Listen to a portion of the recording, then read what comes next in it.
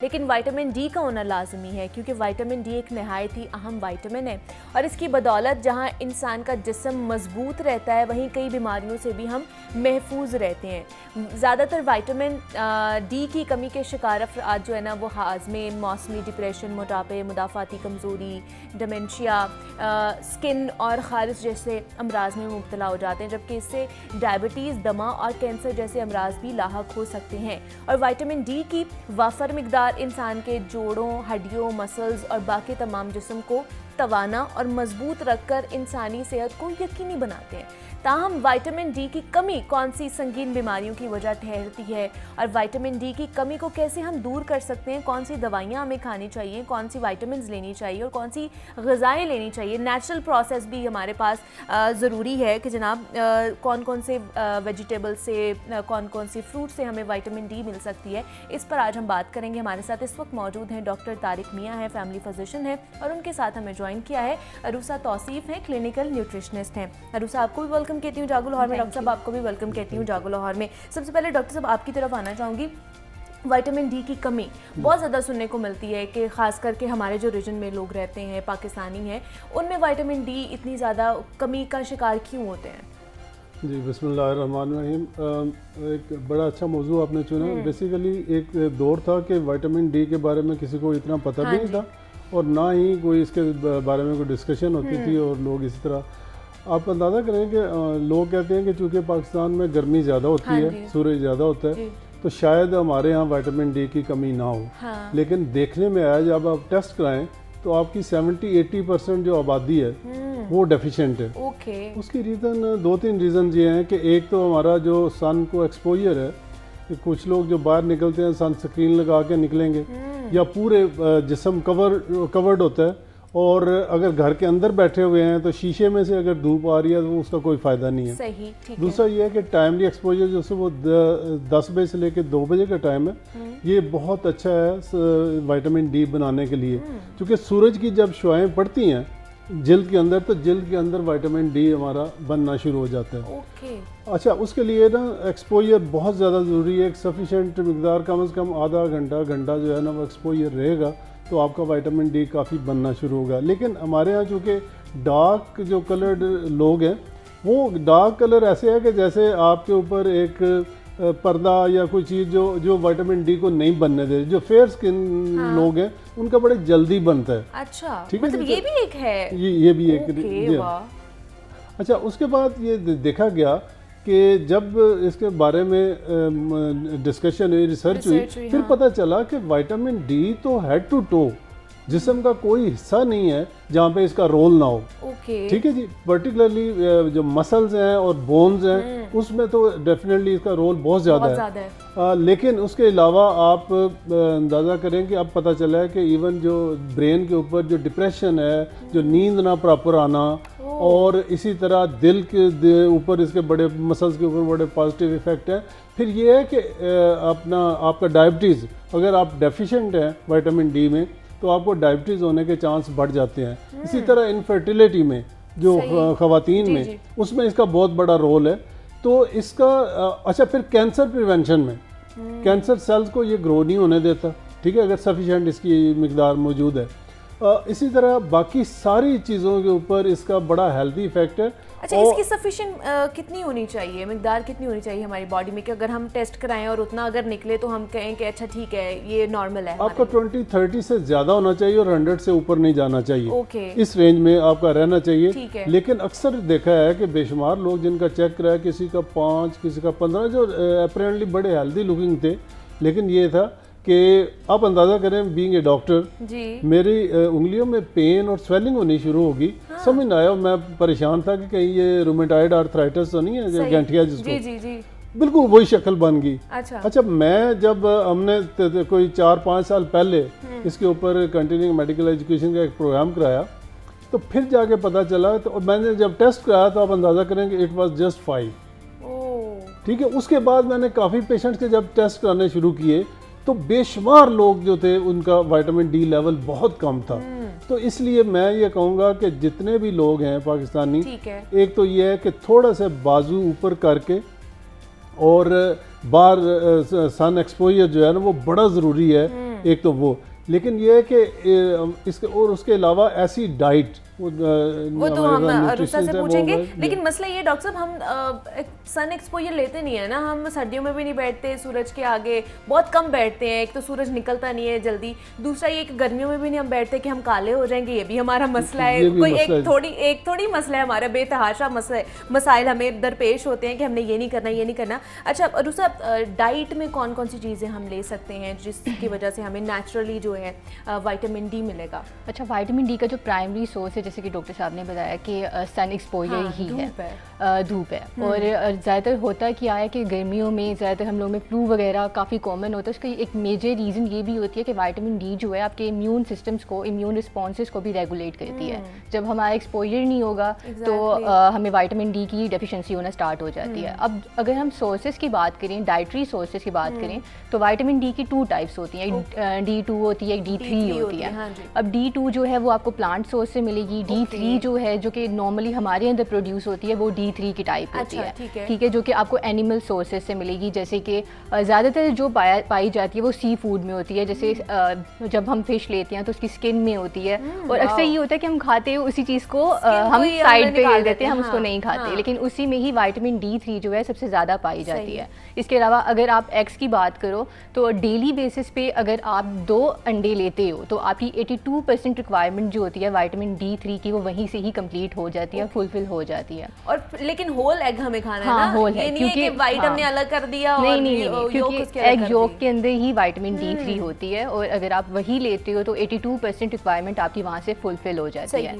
फिर आ जाते हैं ऐसे सप्लीमेंट्स। अगर एनिमल प्लांट बेस्ड सोर्स की बात की जाए तो मशरूम्स को देखा जाए तो उसमें सबसे ज़्यादा विटामिन डी जो है वो होती है D2 की फॉर्म में, ठीक है। फिर इसके बाद आ जाते हैं सप्लीमेंट्स। अब सप्लीमेंट्स में भी आपके पास जो है रिक्वायरमेंट ऑप्शंस होती हैं कि आप D2 ले सकते हो या D3 ले सकते हो।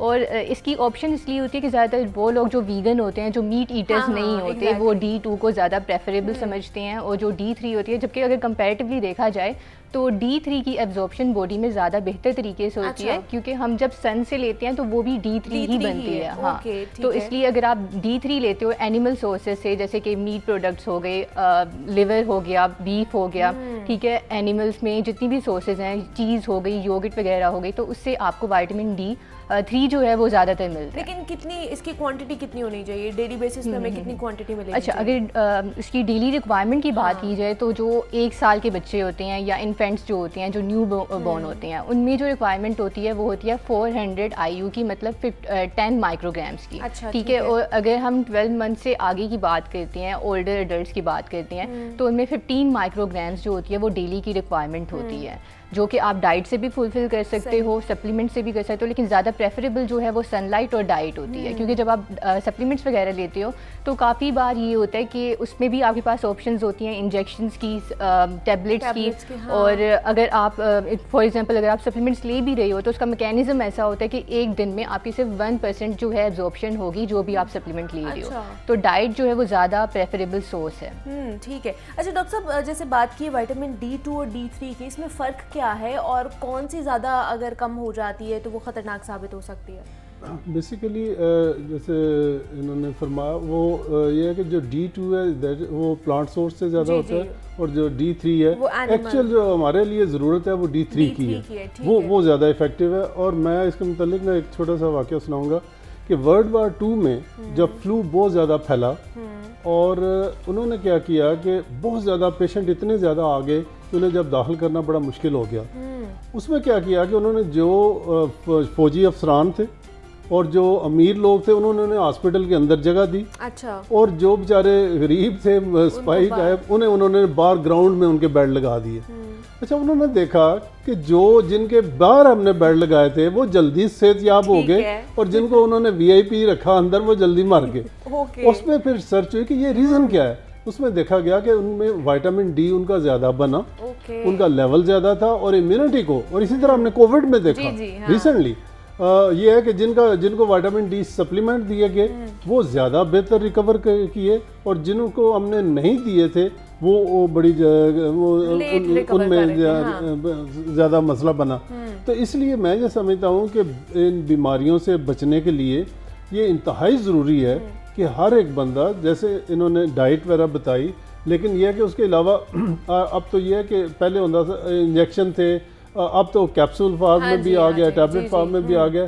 तो वो ये है कि कम से कम एटलीस्ट आपको पहले अपनी कमी पूरी करने के लिए एटलीस्ट 50,000 यूनिट्स वीकली लेने चाहिए। जब आपकी कमी पूरी हो जाए तो फिर एडल्ट्स को 2,000 से लेकर 4,000 तक जो है ना पर डे वो उनको लेना चाहिए। और इस तरह से अगर हम सन एक्सपोजर भी लें, डाइट भी अपनी ठीक करें। अच्छा, एक बहुत बड़ा हमें शुरू में एक मिथ था कि जी अंडे की जर्दी नहीं खानी, ये कोलेस्ट्रॉल बढ़ाता है। अच्छा, ये अभी भी बेशुमार लोग इसको कहते हैं। एक देसी घी के बारे में बड़ा मसला बनाया गया कि ये जी हार्ट डिजीज करते हैं। ये बेसिकली अमेरिका में 1960s में उन्होंने एक बॉटनी का प्रोफेसर था, उसको डाइट का उन्होंने एक्सपर्ट बना दिया कि जी अब अमेरिका में बहुत ज़्यादा लोग मोटे भी हो रहे हैं, हार्ट अटैक भी ज़्यादा हो रहे हैं, तो आप डाइट का बताएं। उसने कहा जी कि सारी आप ना इधर शिफ्ट कर दिया कार्बोहाइड्रेट्स वगैरह पे, और जो ये मक्खन और घी देसी और ये जितने भी थे बाकी चीज़ें, इससे उन्होंने एग्स वगैरह से मना कर दिया। उन्होंने देखा कि ये सारा कुछ करने के बावजूद असल में तो हार्ट अटैक बढ़ गए थे। बढ़े क्यों? हमने जब कार्बोहाइड्रेट पे शिफ्ट कर दिया, तो कार्बोहाइड्रेट जो है ये मेन सोर्स है आपका कोलेस्ट्रॉल बनाने में। लिवर जो है उतना ज़्यादा ट्राइग्लिसराइड बनाएगा, उतना ज़्यादा फैट की शक्ल में वो जमा होगा और वहीं पे कोलेस्ट्रॉल भी बनेगा। लिहाजा इसलिए बहुत ज़रूरी है कि हम कार्बोहाइड्रेट डाइट से हट के, ठीक है, और ये जो हमारा पुराना तरीका था, ठीक है, उसमें एक्सरसाइज और वॉक ज़रूर रखें, लेकिन ये है कि जो अंडे की जर्दी से और ये मक्खन या देसी घी से मुनासिब मिकदार में अगर आप यूज़ करें तो वेजिटेबल ऑयल जो है उनकी निस्बत ये बहुत बेहतर है, बहुत अच्छा है और आपको ज़्यादा बेनिफिशियल ये साबित होगा। अच्छा अरुसा, मैं ये जानना चाहूँगी, आगे गर्मी आ रही है, समर स्टार्ट हो गए हैं, तो समर्स में आपको पता है हम जूसेस बहुत ज़्यादा पीते हैं, मशरूबात का इस्तेमाल होता है, तो ऐसे कोई मशरूबात हैं जो विटामिन डी की कमी को पूरा कर सकते हैं? असल में विटामिन डी जो है ना, अगर फ्रूट जूसेस की बात की जाए तो मार्केट में काफ़ी ऐसे प्रोडक्ट्स भी हैं जो कि फोर्टिफाइड है, मतलब उनमें एडिशनल विटामिन डी जो है वो एडेड होता है। तो अगर आप वो लेते हो तो उसमें ज़्यादा कॉमन टाइप जो है वो ऑरेंज जूस की है। ज़्यादातर ऑरेंज जूस को फोर्टिफाई किया जाता है विटामिन डी के साथ, या फिर मिल्क प्रोडक्ट्स में दूध को फोर्टिफाई किया जाता है, योगर्ट वगैरह को फोर्टिफाई किया जाता है। तो ये जो प्रोडक्ट्स होते हैं ये ज़्यादातर फोर्टिफिकेशन के थ्रू विटामिन डी जो है वो आपको प्रोवाइड करते हैं। क्योंकि अगर हम नेचुरल सोर्सेज की बात करें ना विटामिन डी की, तो फ्रूट सोर्सेज में कुछ ज़्यादा हमारे पास ऑप्शंस नहीं होते कि हम विटामिन डी ले सकें। इसलिए हमारे पास आती है सॉलिड फूड की ऑप्शन, जैसे कि मैंने आपको बताया कि सी फूड में फ़िश वगैरह, ठीक है, एग योक वगैरह। लेकिन अगर हम जूसेस की बात की जाए तो उसमें हम एडिशनली एडेड जो लेते हैं तो वो ज़्यादा प्रेफरेबल रहते हैं अगर आप अपनी विटामिन डी की रिक्वायरमेंट को पूरा करना चाह रहे हो। लेकिन अगेन यहाँ पे ना एक मिसकंसेप्शन ये भी होता है कि अक्सर हमें पता नहीं होता कि क्या हमें विटामिन डी की डेफिशिएंसी है भी सही या नहीं, क्योंकि कुछ लोग उसको समझते हैं कि कैल्शियम की डेफिशिएंसी है।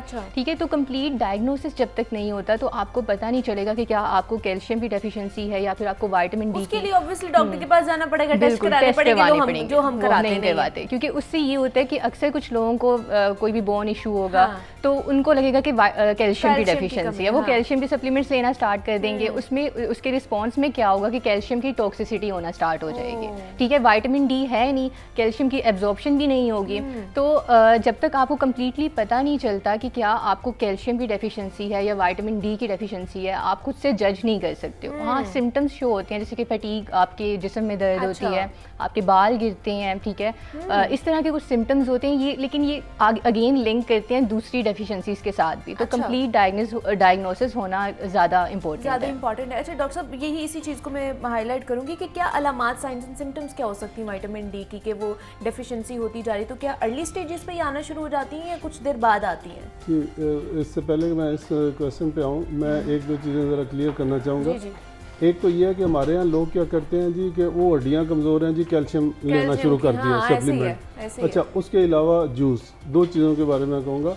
एक तो ये है कि विटामिन डी और कैल्शियम ये दोनों बोन के अंदर कैल्शियम नहीं पहुँचाते जब तक विटामिन K2 साथ ना हो।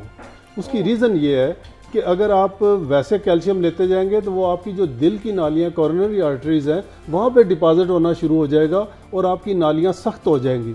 लिहाजा कभी भी खाली कैल्शियम और सिर्फ विटामिन डी ये जो अब ये कम्बिनेशन में आने शुरू हो गए हैं, विटामिन D3, कैल्शियम और K2। हाँ, जब तक ये तीनों होगी तो फिर आपकी वो हड्डियों में जाके डिपॉजिट होगा।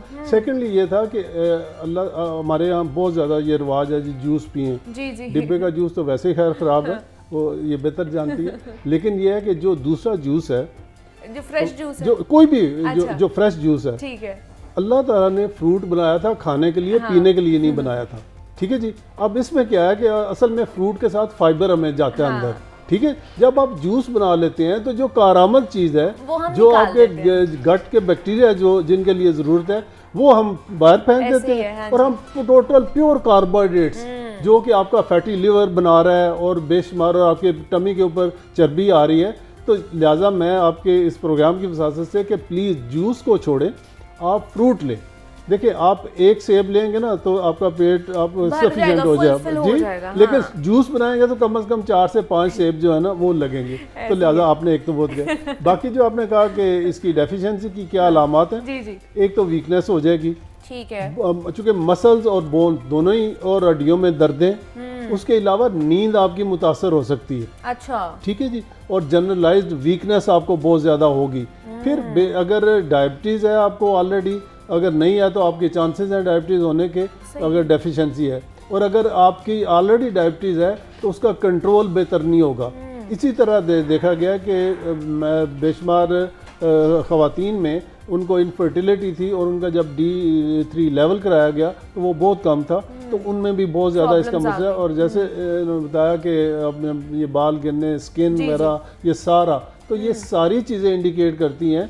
और अक्सर जो ओल्ड एज के पेशेंट होते हैं उसमें जब दर्दें और इस तरह की कहेंगे, क्योंकि उनमें ऑस्टियोपोरोसिस के चांसेस बहुत ज़्यादा बढ़ जाते हैं, तो लिहाजा इस ऐसी अगर हालात हों तो आप ज़रूर टेस्ट करा लें। बिल्कुल, और डॉक्टर से एक दफ़ा रुजू करें, डॉक्टर से कंसल्ट करें और टेस्ट करा के तमाम तर चीज़ों से बचने की कोशिश हमें करनी चाहिए। हमारे साथ डॉक्टर तारिक मियाँ हमारे साथ मौजूद थे। डॉक्टर साहब बहुत शुक्रिया आपके वक्त का, और अरूसा तौसीफ भी हमारे साथ मौजूद थे। अरूसा आपका भी बेहद शुक्रिया कि आप दोनों यहाँ पर आए। यहाँ पर एक छोटी सी ब्रेक लेते हैं, मिलते हैं इस ब्रेक के बाद।